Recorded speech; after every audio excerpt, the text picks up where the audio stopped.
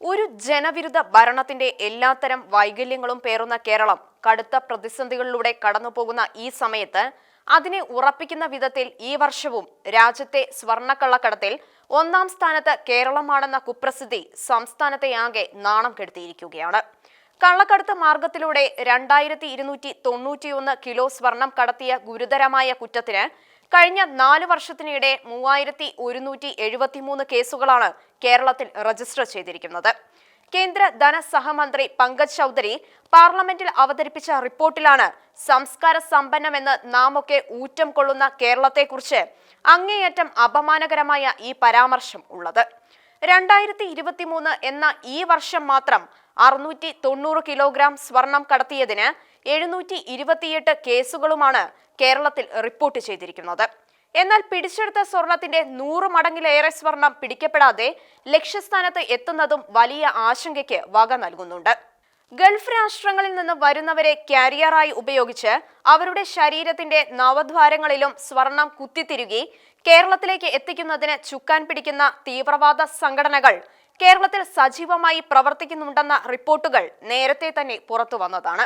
ഇത്തരത്തിലുള്ള സംഘങ്ങൾ തമ്മിലുള്ള വാക്തർക്കങ്ങൾ നടുറോഡിലെ പരസ്യ സംഘടനകൾക്കും തട്ടിക്കൊണ്ടു പോകലുകൾക്കും കൊലപാതകങ്ങൾക്കും വരെ കാരണമായി തീർന്നിട്ടുണ്ട്. അതിനിടയിൽ ഇപ്പോഴും കേരളം സ്വർണ്ണക്കള്ളക്കടത്തിന്റെ ഹബ്ബായി തന്നെ നിലകൊള്ളുകയാണ്.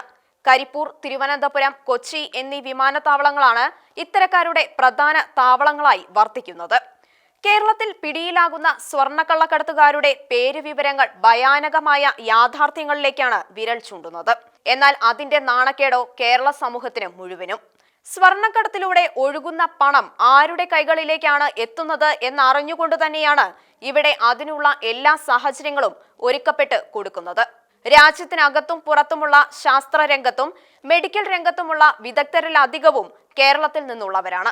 അങ്ങനെയുള്ള ഒരു സംസ്ഥാനത്ത് ചിലരുടെ താല്പര്യം സംരക്ഷിക്കാൻ സ്വർണ്ണക്കടത്ത് അടക്കമുള്ള രാജ്യവിരുദ്ധ പ്രവർത്തനങ്ങളെ നിസ്സാരമായി കാണുന്ന സ്ഥിതിവിശേഷം നിലനിൽക്കുന്നതാണ് ഇത്തരമൊരു കുപ്രസിദ്ധിയിലേക്ക് കേരളത്തെ കൊണ്ടെത്തിച്ചത്. കഴിഞ്ഞ ഏപ്രിലിൽ കേരളത്തിൽ വന്നപ്പോൾ പ്രധാനമന്ത്രി പറഞ്ഞത് യുവാക്കൾക്ക് ലഭിക്കേണ്ട അവസരങ്ങൾ ഒരുക്കി കൊടുക്കുന്നതിനേക്കാൾ സ്വർണം കടത്താനാണ് കേരളത്തിൽ പലർക്കും താല്പര്യമെന്നായിരുന്നു.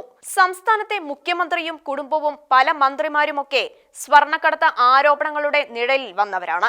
അതിനിടയിലാണ് സ്വർണ്ണക്കള്ളക്കടത്തിൽ നമ്പർ 1 സംസ്ഥാനം എന്ന കുപ്രസിദ്ധമായ പദവി കേരളത്തിന് ചാർത്തിക്കിട്ടുന്നത്.